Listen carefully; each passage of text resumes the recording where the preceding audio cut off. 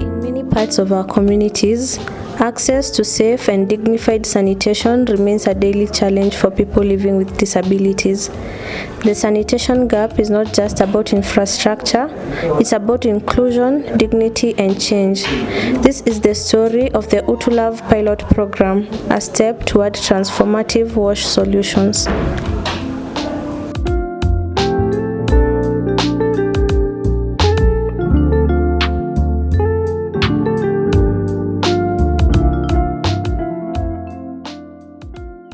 I'm Robert Wafula, the WASH program coordinator at Syna, and I've seen first-hand experience the urgent need of accessible sanitation in our communities. So the Utulav project is not just about the product, but it's a transformative movement that we are beginning, and as per SDG 6, water and sanitation, we're leaving no one behind. So it's very nice to see the product having an impact with the communities, and we are looking forward to be able to do it in other parts of the country. In our communities, we have people who are in need, who have limited mobility. They cannot be used to the other contemporary toilets. They are in need, but they cannot afford the product that are on the market. So with that, we are looking about integrating this Utulav Classic with the local artisans, learning institutions, to be able to bring the technology and the toilet closer to the people. We want this product to be available in every part of the country, and by bringing in everybody on board, we are looking forward to be able to achieve that one.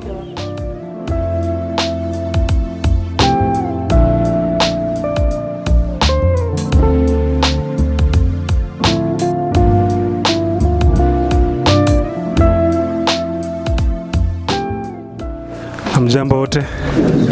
Hamjambo tena? Mko salama? Mulembe? Mulembe lundi? Mulibalamu? Naitwa Robert Wafula, ni WASH program coordinator wa Syna. Ningechukua nafasi hii kushukuru Health Department ya County kutupatia nafasi kuja hapa Ibeno kuongea na nyinyi kuhusu maneno ya afya. Na leo pia niko na furaha, niko na timu yangu, tutaita waseme majina yao, alafu tutaweza kuendelea. Habari yenu? Habari yenu ni wote? Naitwa Stella Washira. Mimi nimetoka na Nyuki na volunteer na Syna. Welcome. Habari yenu? Nzuri. Naitwa John Kemoli. Mimi ndio niko in charge of operation Syna, na washukuru sana kwa kuja, karibuni. Asante. So one of my bosses alikuwa na rafiki yake ambaye alikuwa na mtoto ambaye ni mlemavu. Na siku moja akakuwa anaongea, akamuuliza changamoto ya huyu mtoto ni nini. Akamueleza kwamba huyu mtoto hawezi tumia choo ya kawaida. Tuko naelewana mpaka hapo? Kwa hivyo bosi wangu akasema ni vipi anaweza jaribu kusaidia huyu rafiki yake. Hapo ndipo alipokuwa na idea ya kuwa na choo ambayo inaweza kusaidia watu walemavu. Si ni kweli? Wakati mtu anaweza kuwa amezaliwa mlemavu, unaweza pata ajali na ukuwe mlemavu, ama unapozeeka ukifika miaka kama 80, unaweza tumia hicho ya kawaida kweli? Unapata kwamba magoti imeweza kuwa ni kwa hivyo na shida. Kwa hivyo hicho inaitwa Utulav, ni choo ambayo inaweza tumika na watu wote, hasa wale wako na changamoto ya kuweza kuenda kutumia choo ya kawaida. Kwa hivyo hicho unaweza weka kwa bedroom yako ama mahali popote ambapo unataka kuiweka, lakini sio lazima mgonjwa aweze kutoka nje. Kwa hivyo kabla ya kuitumia hicho, unaweka maji.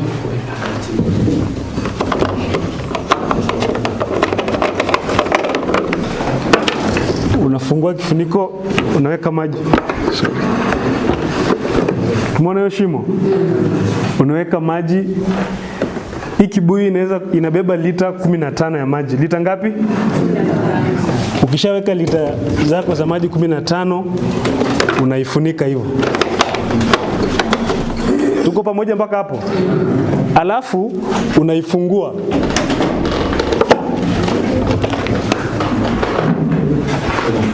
Umeona? Unafungua hiyo valve.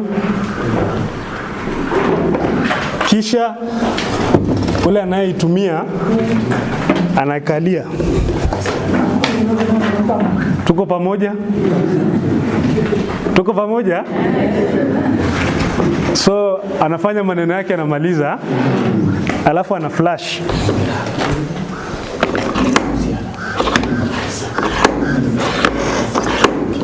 Unaweza kuflash. Sawa. Ile lita 15 umeweka hapa, inaweza kuflash mara 25. Then ukishamaliza kuflash, unafunga ili harufu isiweze kutoka. Umeona ukifunga hivyo inafunga hivyo. Tuko pamoja mpaka hapo? Basi. Kwa mtu ambaye hana mtu wa kumsaidia, anaweza tumia hicho ikiwa kwa room kwa wiki moja. Tuseme kama uko kwa room na hakuna ule mtu anaweza kusaidia, unaweza tumia kichoo kwa wiki moja. Wakati choo unataka kwenda ku empty sasa, kama kuna mtu ambaye anakusaidia, unaifungua hivi.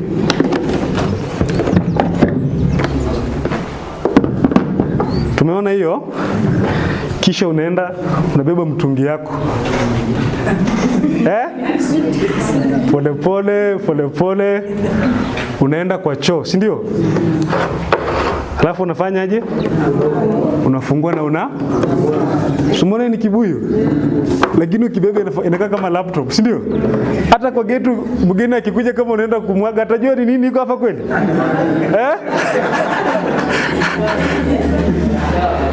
Si ni maendeleo? Zile familia ambazo ziko na watu ambao ni walemavu wanatumia nini nyumbani?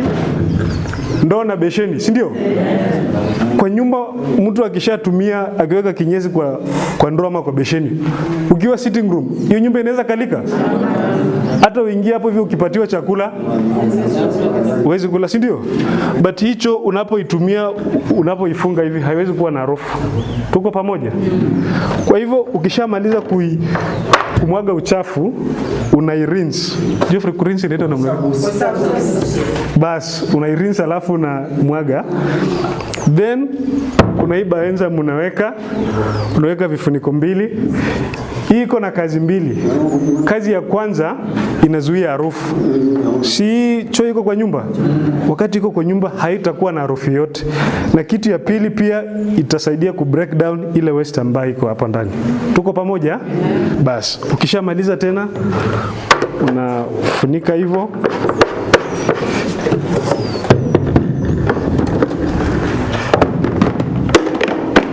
Alafu unaweka hapo choo yako. Hata kama ni kwa sitting room, unaweka chini ya kiti, unaweka kitambaa. Mtu akikuja kwako atajua ni nini? Si ni maneno yako? Kwa hivyo tunataka sio kwamba wale wagonjwa tuko nao walemavu tuweze kuaibisha kwamba choo wanatumia ndoo ama tumetoboa kiti ya plastic. Si tumefanya hivyo? Tumetoboa kiti ya plastic na tumeweka ndoo hapo chini. Hiyo level tumetoka, si ndio? Kwa hivyo hicho tumeleta ya kwamba ikaweza kusaidia watu wetu. Na pia wakati tumekuwa hapa hivi Kisii tumeweza kuzipeana na tukapata maoni kwamba watu wanataka tuweze kushirikiana na vijana ambao wako hapa karibu kutengeneza hizi choo.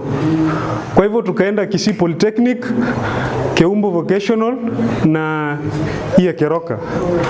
Kwa hivyo tumeshirikiana na wao na tumetengeneza version ambayo itakuwa available in the next 1 week.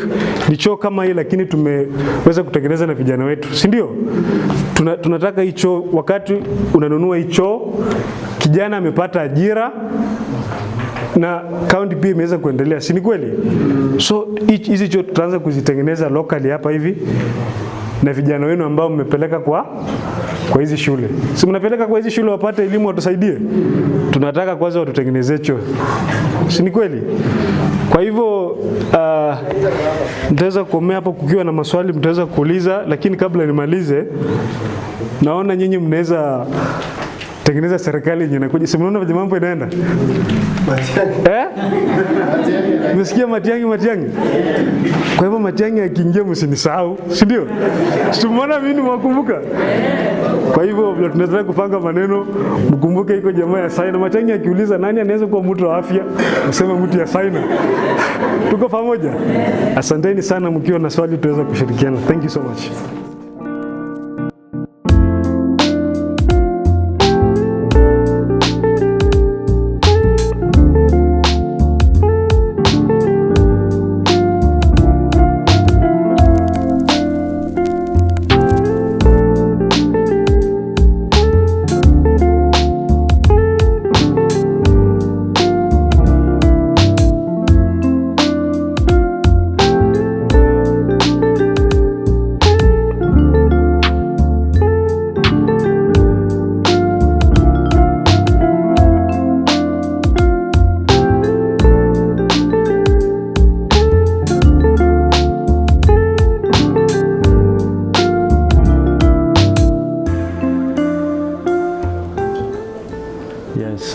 Good morning, everybody.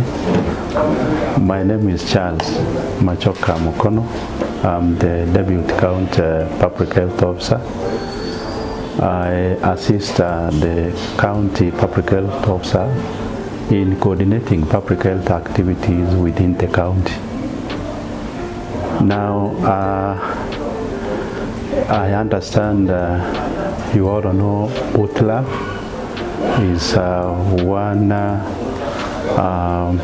of the partners who have just come in last year to assist us in implementing wash activities within the county, especially to those persons, the needy cases, the persons with disability.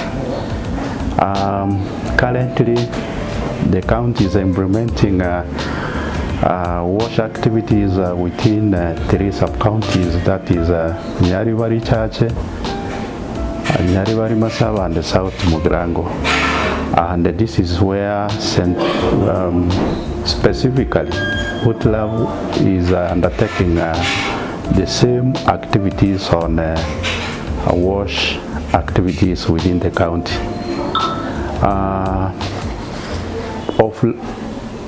By last year, Utulav has assisted the persons with disability in procuring and issuing Utulav facilities to the persons with disability. That is in Nyaribari Masaba and Nyaribari Masaba, South Mugrango and Nyaribari Chache sub-counties. All these, they have assisted in those persons with disability, and the impact it has made currently is that because we were having disparities in terms of the general population and the persons, the needy persons, especially the persons with disability. It has created equality among the persons in general, including the persons with disability, and in terms of sustainability, it has become one of the major areas where our persons with disability have really embarked on. And there is need that if we can have more facilities to help these needy cases, then it will mean that it will sustain them so that they are able to use conveniently without having any much problems. Thank you so much for taking your time to be with us, and we will engage more later when time comes. Thank you so much. Good morning, I'm Lois Moragwa, the County WASH Coordinator, Kisii County. My role is to ensure that the people of Kisii County have good access to sanitation, and that's goal number 6, which ensures we have water and sanitation for all. We have 9 sub-counties in Kisii, whereby we are implementing sanitation activities, but for the Utulav, that's Syna consultancy, they are conducting the activities in the 3 sub-counties, which came through Western Kenya Sanitation Project. That's Nyaribari Chache, South Mogirango, and Nyaribari Masaba. Early last year, they were able to give some Utulav toilets to the people living with disability, and that's to ensure that they access sanitation in a hygienic way. Remember, most of them, they were using basins, even containers, to ensure that they assist themselves. But Utulav came in through to ensure that these people, in terms of hygiene, they are able to access the toilets. Number 2, remember very well, if they use the containers and basins, they can have diseases which can be able to affect them, and that is diseases like cholera, typhoid, because they are able to get into contact with their hands. As a county, remember when Syna consultancy came through, they have assisted us to ensure people living with disability have access to Utulav toilets. And they have really impressed it, despite them complaining of the cost. But we know very well, as a partner, you will come through to see on how they can be able to access, so as they can live in an hygienic way.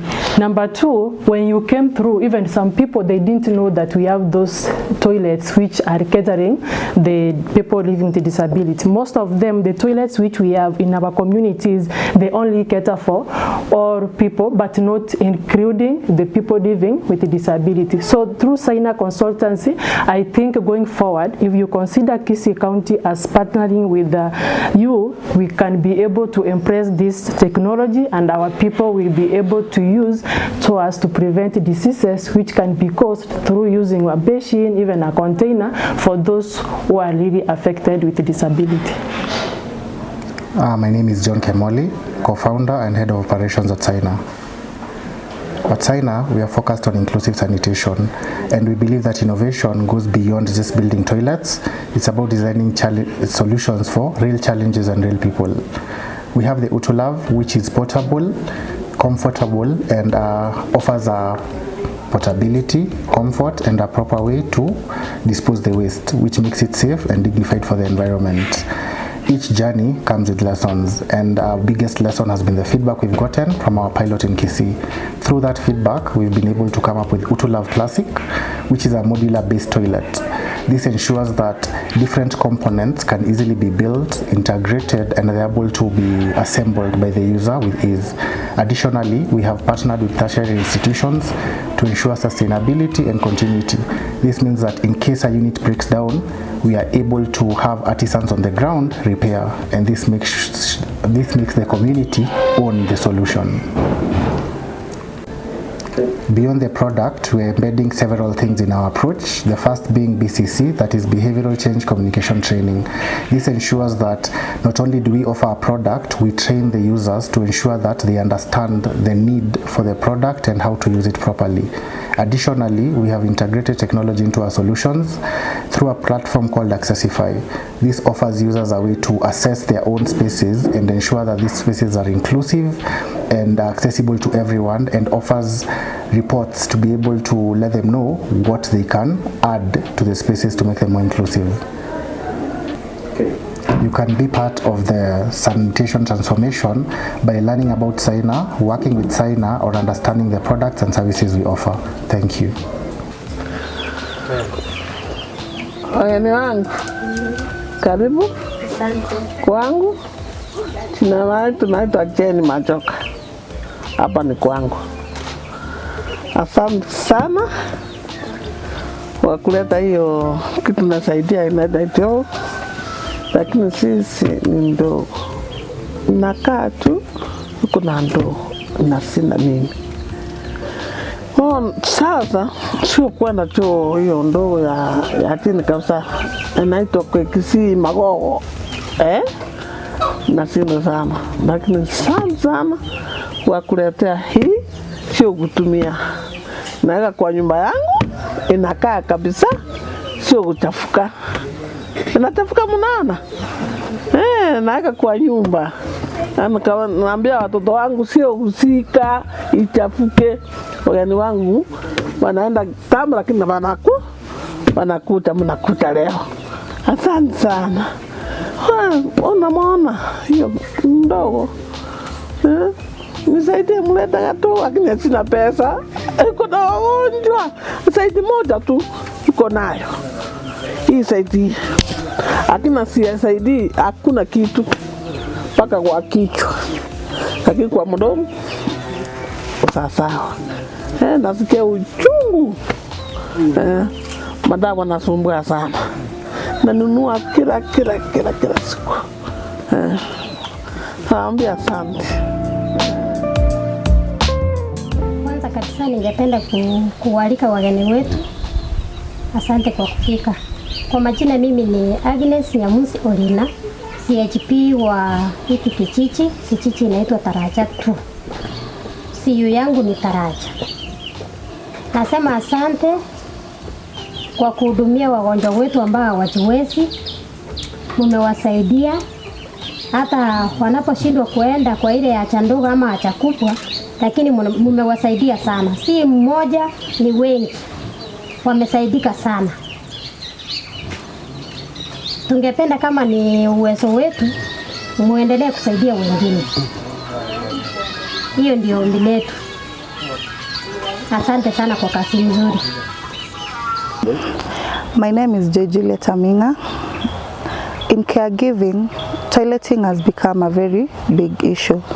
In such scenarios where people cannot access the toilets, people have to use like buckets, others use basins when they want to go to the toilet, and that makes them to not feel good. They make them to have a low self-esteem. That's making them to feel not like people are acceptable in the community. And in some scenarios, other people tend to use their beds because they have no way to go and access the toilets. And in areas where there are toilets, you find that it's one toilet and it's shared by many people. And as we all know, it can lead to infections, and that's leading to many health problems. And also in some areas, it becomes so hard to access the toilets due to the bad terrains, thus leading to many other problems. As a society, we shouldn't be discriminating people who are able differently, people who have other health conditions, because we are all one and we are all created by God. Kwa majina mimi naitwa Lydia Kwambuka Moses. Mimi ndio mamake Victor. Ni kama kuona shida ya mgongo. Ameonjeka karibu miaka 9. Lakini hiyo choo alipewa inamfinya itose iko kubwa. Hata miguu yake ikanyagi chini. Sasa hii akitaka kutumika hiyo choo na mwekea pesheni na hii kiti. Hii nyameka.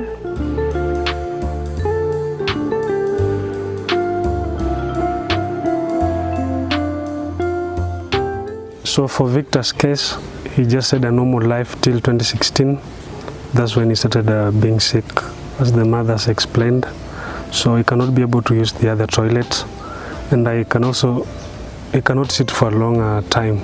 So it becomes a challenge even to use the toilet. So this is a special case that we are looking into. We need to tailor-made a toilet that can be able to accommodate his need. So we have a couple of these that becomes a challenge to be able to have a modular for every other patient, but we are working on to having a toilet that can be able to accommodate a good number of such cases.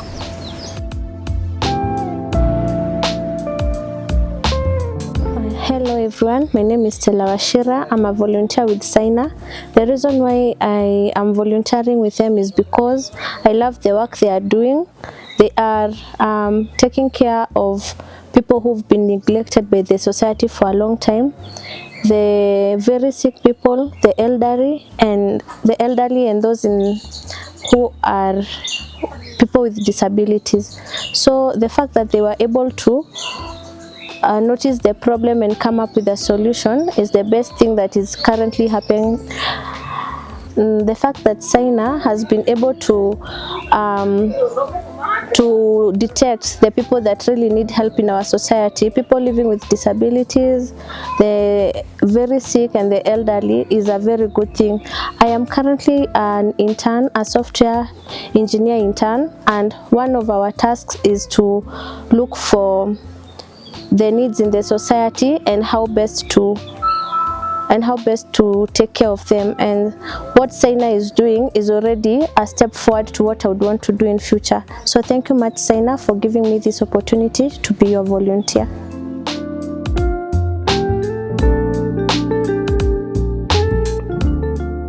With the Utulav pilot, we've started a conversation, but more importantly, we've started a movement.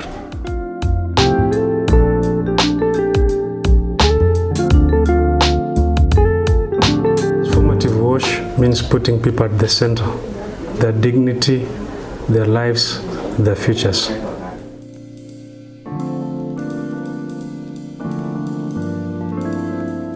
We call upon all of us to join this movement of ensuring that accessible sanitation is a right and not a privilege. Thank you.